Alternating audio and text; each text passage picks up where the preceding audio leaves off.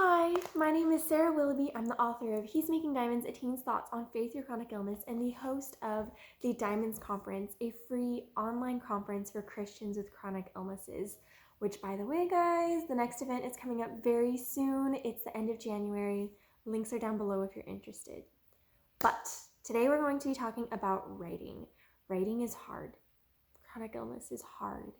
And when you put them together, they can seem impossible. But I am living proof that they're not.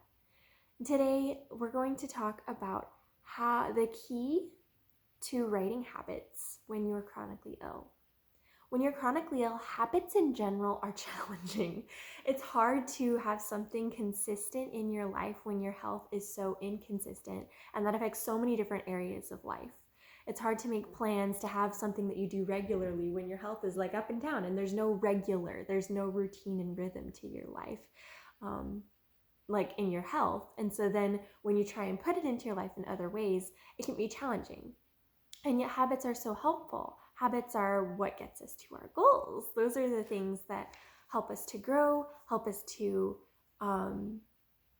get to whatever it is that we're trying to get to. And so what do we do about that, especially when it comes to writing?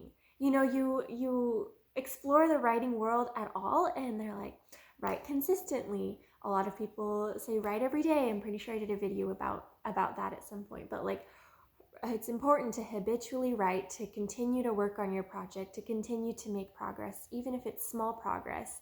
And that can be so discouraging when it just feels impossible to have something that's habitual, to have something that's consistent when your life doesn't feel consistent at all. And here's the thing. You are not alone, and it's not the end of the story. So here's the key. Ready for the key to creating habits, to creating writing habits when you're chronically ill? Adapt. The key is to adjust, to not have a consistent writing habit. The key to having a consistent writing habit is to not have a consistent writing habit. Well, I know that probably makes no sense. So hear me out. It's okay if your routine changes. It's okay if your habits change. I think the key to being able to have a successful writing habit when you're chronically ill is being willing to change that habit, is continually analyzing and seeing how you need to change that habit. I meet with several writers every so often, and so they,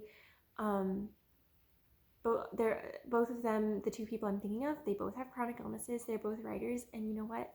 Their writing doesn't look the same every single week. It doesn't look the same every time we meet. We make goals. We have this habit of meeting together every so often, of making goals of, okay, here's what you're going to do. But we make those goals based on, what do you want to do this week? What can you handle physically doing this week? Or another thing to keep in mind is that you are a whole writer. And so being able to identify that your health, your mental health, your emotional health, your whatever's going on affects your writing. Writing is not something that's separate from the individual writer. Writing and the writer go hand in hand. And so our lives and our writing go hand in hand, which means our health and our writing, or our lack of health and our writing, go hand in hand as well. Anyway, I'm scattered. Bear with my brain fog today. I'm trying. So the key to doing that is to have adaptable, adjustable habits. And so what I do with my writing mentees is we make a goal based on where they're at. Then the next week I say, hey, how did your goals go? And sometimes they're like, I met them, or I surpassed them. And sometimes they're like, I had a flare up. I had to go to the emergency room. I wasn't able to do it this week. And a lot of time they're facing shame. And so I want to take a moment to talk about shame, because shame, I think, is the biggest enemy to creating healthy, consistent writing goals when you're chronically ill.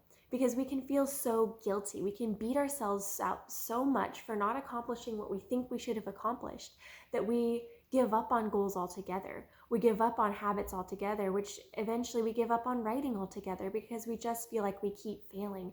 And the truth is, you are not failing. I told this to one of my writing mentees recently. She's not failing because her health was rough this week and she couldn't write as much as she wanted to. She still wrote. She still thought about writing or talked to someone about writing or whatever it is, and that still counted. And she has a long-term habit, not just okay, I'm going to write 200 words every single day and it's going to be at this time of day. That's not going to work for most people who are chronically ill. For some, it might be great, but for most people, that just won't work, and that's okay. That doesn't mean that you don't have a writing habit. Since we're thinking long-term, our writing habits should be long-term. And that means that in the moment they're going to change. This week your writing habit might look different than next week's writing habit, and that's okay as long as there's some kind of habit there. And even if that is this week you don't write so that you have energy next week to write, that still counts as a writing habit.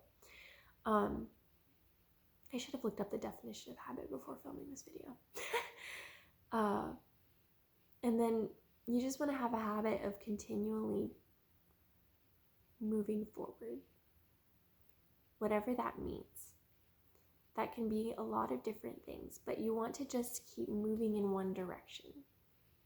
And sometimes standstills happen, and I filmed a video about what to do when you have to take a break from writing altogether, but even that can be moving in the right direction if you approach it correctly. If you approach it as a time to reflect, as a time to brainstorm, as a time to rest, all of those things are going to be moving your writing in the right direction.